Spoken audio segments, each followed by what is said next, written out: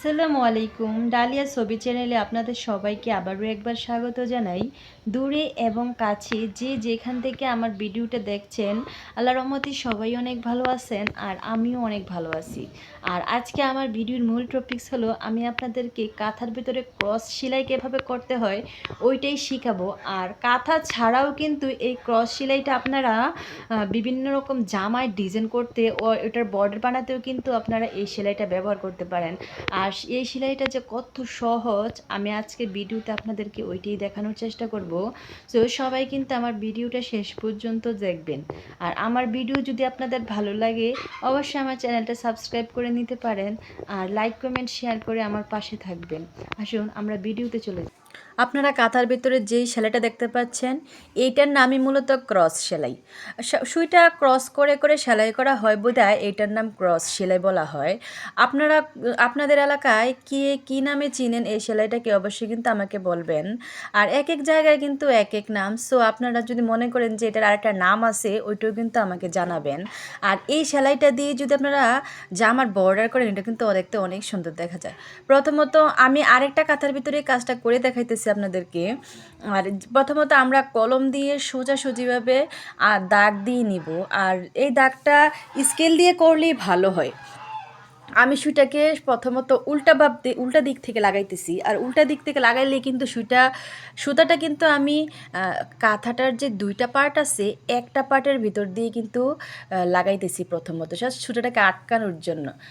একটা সেলাই দেওয়ার পরে কিন্তু আমি এই সেলাইটার উপরেই আবার আরেকটা সেলাই দেবো, এতে করে কিন্তু সুতাটা অ্যাডজাস্ট হয়ে যাবে আর খুলে আসবে না। এটা কিন্তু আমি আরেকটা ভিডিওতে আপনাদেরকে বলছিলাম যে সুতা আটকানোর গিট ছাড়া সুতা আটকানোর সিস্টেমটা এরকম।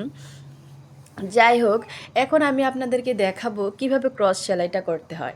আমরা যে দুইটা দাগ টানছিলাম এই দুইটা লাইনের এক পাশে প্রথমত সুইটাকে সেলাই করে সুতাটার মাঝখান দিয়ে নিব, বলতে পারেন সুতাটার ভিতর দিক থেকে নিব।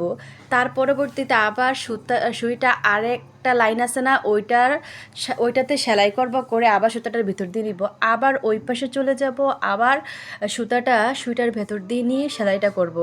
নর্মালি যেভাবে সেলাইটা করি কিন্তু আমরা কিন্তু এইভাবেই সেলাইটা করব, কিন্তু যখন আমরা সুইটা উঠাবো তখন কিন্তু আমরা সুতাটার ভিতর দিক থেকে সুইটা উঠাবো।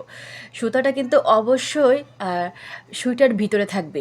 আর সুইটা কিন্তু সুতাটার ভেতর দিক থেকেই আমরা কিন্তু উঠাইতে হবে, এতে করে কিন্তু একটা ক্রস আকৃতি হবে। আর এটা কিন্তু দেখতেও অনেক সুন্দর দেখা যায়।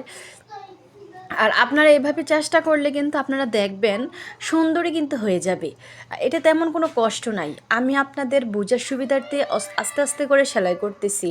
এটা কিন্তু চাইলে অনেক দ্রুত সেলাই করা যায়। সো আপনারা একবার ট্রাই করবেন। আর অবশ্যই কিন্তু আমাকে কমেন্টে জানাবেন যে আমার কাঁথাটা আসলে কেমন দেখাচ্ছে।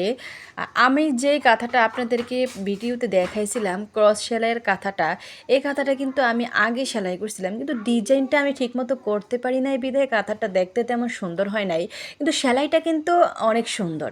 সো দেখতে পাইতেছেন আপনারা সেলাইটা সুন্দর হলেও সাইডের যে ডিজাইনগুলো আমি এলোমেলো করে ফেলছিলাম সেজন্য আমার কাঁথাটা সুন্দর হয় নাই। ইনশাল্লাহ আমি যখন আরেকটা কাঁথা সেলাই করব এই কাজটা দিয়ে তখন কিন্তু আমি চেষ্টা করব যে কাঁথার ডিজাইনটা একটু সুন্দর রাখার জন্য।